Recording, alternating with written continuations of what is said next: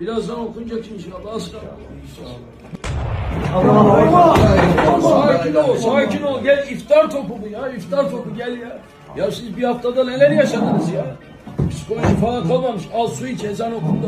Al. Selman al sen de iç. Al. Rahat olun ya. Dur. Selman, bunu Suudi'ye attı. Senin ülkeye attı.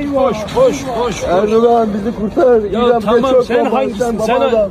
dur tamam. Hangi birinize yetişip Bu anlamadım füzeleri ki ya. atmayın ya. Balıklar korkuyor. Bu kim? Bu da ya bizimki boş ver. O da bizden. Önemli değil. No quiero la guerra. Peki bu kim? O mu? O benim öz kardeşim sayılır artık ya.